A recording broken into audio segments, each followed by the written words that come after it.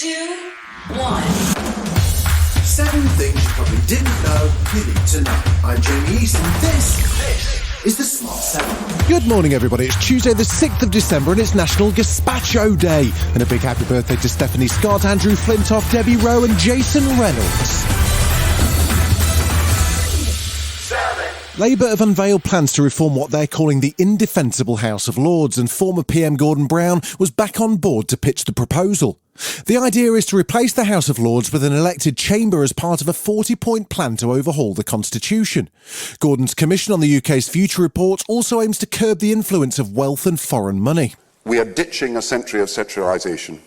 We are calling a halt to the over-centralisation of power at the centre that has brought us Conservative sleaze and Conservative scandal. Labour leader Sir Keir Starmer was also on hand to lay out his party's hopes for a new Britain. And so I want to make sure that we push power away from Westminster Whitehall, the biggest transfer of power and resource, closer to people on the ground. He also discussed plans to get rid of the House of Lords altogether. Yes, we do want to abolish the House of Lords. I don't think anybody can defend the House of Lords. It's one of the recommendations, as you know, in today's report.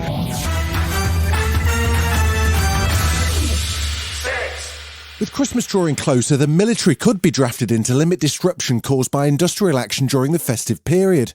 It's the government's go-to answer, with the UK facing a wave of strikes this winter, affecting transport, the NHS, education and delivery drivers. Things seem to be escalating as it emerged that 2,000 army personnel, civil servants and volunteers are being trained to support a range of services.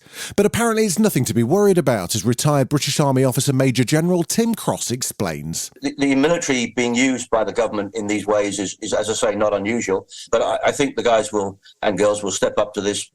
They enjoy being involved and they enjoy making a difference. General Secretary of the Fire Brigade Union Matt Rack wasn't as positive, though. He laid out the dire situation faced by firefighters. I think it's something that will be deeply shocking to many of our members and to the public, that people undertaking a professional job like this can't manage to pay the bills on their wages and being forced, like many other people, to use food banks. It's quite a shocking state of affairs in the fire and rescue service. The online safety bill was back in Parliament on Monday after a 5-month delay due to Tory party infighting. The government's flagship internet regulation has managed to survive 3 prime ministers during this period and has shifted its focus to child protection and suicide prevention in the wake of the death of teenager Molly Russell. The bill's provision on so-called legal but harmful speech became a focus and refers to specific topics that platforms would be required to have a policy on, such as content promoting self-harm. If they fail to apply their stated policy, they could be subject to fines by Ofcom. Baroness Kidron says the online safety bill looks to put in place product safety measures.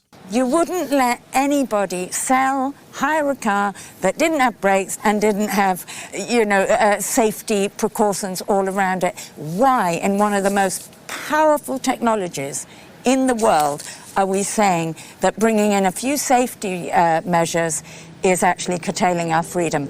Do you know what? It's giving our freedom back.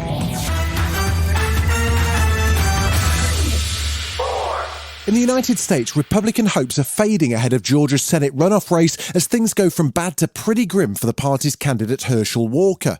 Democratic incumbent Raphael Warnock is in pole position to win a 51st Senate seat in Tuesday's high-profile election. Former football player Herschel Walker, who's already been accused by several girlfriends and his ex-wife of mistreating them, is now facing new domestic violence allegations from an ex-girlfriend.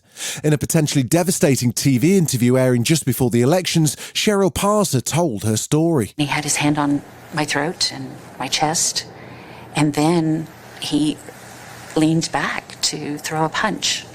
And luckily I was able to avoid that. I have to say what I know. I have to tell the Herschel I know. Still to come on the Smart 7, the last 16 World Cup drama, and we say cheers to a TV legend. Right after this. Welcome back.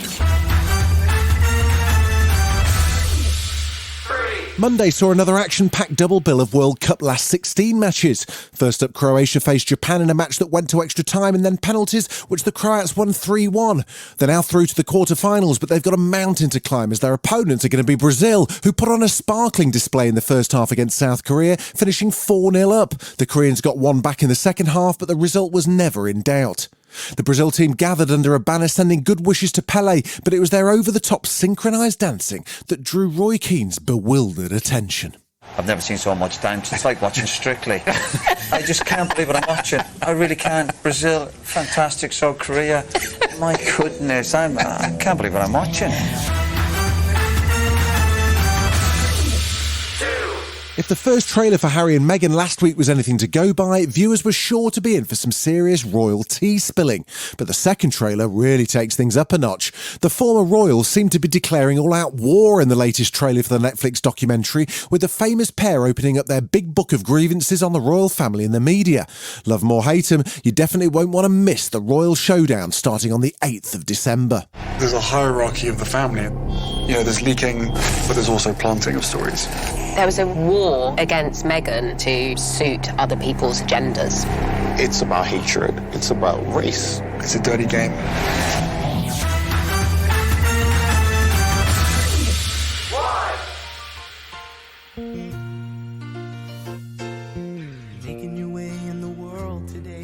Kirstie Alley, the Emmy-winning Cheers actress and well-known Scientologist, has died aged 71 after a brief battle with cancer. Alley rose to fame in 1987 for her role as Rebecca in the long-running hit sitcom and starred in Look Who's Talking with John Travolta and Star Trek The Return of Khan. A contestant in 2018 Celebrity Big Brother UK, Alley was also known for being a senior member of the Church of Scientology and more lately for her Trump-supporting right-wing views. Here she is speaking about her time in Cheers. I could never remember my lines. My lines were written. If you saw the Cheers bar, I used to carry a cigar box with me, and my lines were always in my cigar box. Sometimes you wanna go where everybody knows your name, and they're always glad you came. This has been The Smart 7. Wherever you're listening, do us a favour and hit the follow button. We'll be back tomorrow at 7 a.m. Have a great day. Written, produced and published by Daft Doris.